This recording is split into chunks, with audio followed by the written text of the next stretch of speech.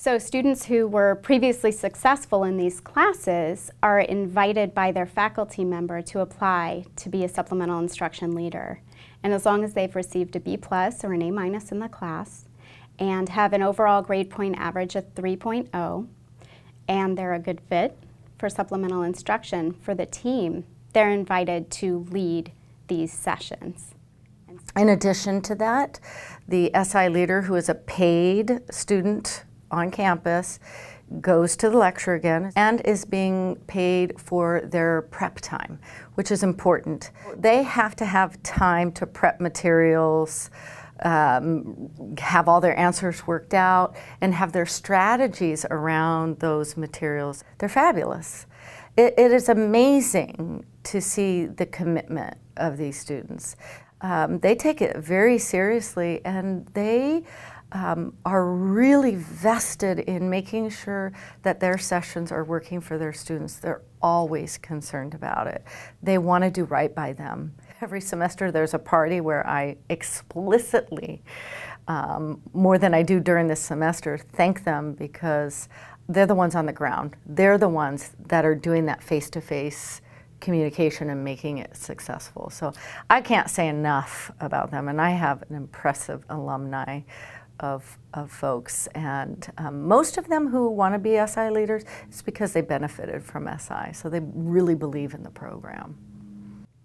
Yes, they get a lot of benefits. They get to know faculty, they get to know me, they get to know more students, they get more involved on campus, and then those letters of recommendation that they get, they become leaders on campus as well. Leaders in other capacities. Students look to them. Once they're got that SI leader hat on, students know that's someone I can trust and ask questions, even if it has nothing to do with SI or a question about a course that they're covering. I see growth in a lot of ways. Some people come into SI, or some of the students that become SI leaders are sort of natural leaders, some not so much. And I always tell, they're scared to death the first semester. And how they deal with that scaredness is generally over preparation, which is great.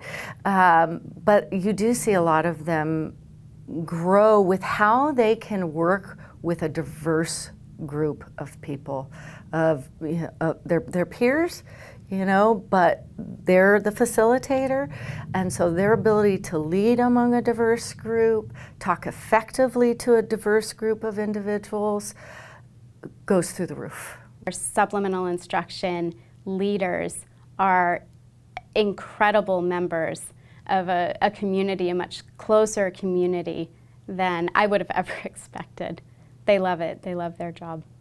In addition to that, we have written numerous letters of recommendation. Students are being hired, and our program has only been here for a year, and students are receiving internships, they're receiving other job offers, they're receiving scholarships and offers to join programs, with the organizations citing that their supplemental instruction leader experience was one of the largest deciding factors in choosing those students. So the supplemental instruction leaders are not only leaders within their peer groups and supporting students to be successful, but they're also becoming leaders in their communities. SI leaders have reported that they have really come out of their shell as a result of leading supplemental instruction sessions with their peers. They are more comfortable speaking in large groups, and they're certainly comfortable facilitating smaller group work. In addition, they're employing the strategies that they learn and that they instill in their peers in their own coursework. And so we have supplemental instruction leaders curating study materials and Jeopardy games and different creative, active ways of learning for their own friend communities and in their other upper division classes in order to be successful. We find that to be really rewarding, and so do the leaders. It's changed the way they do their studies.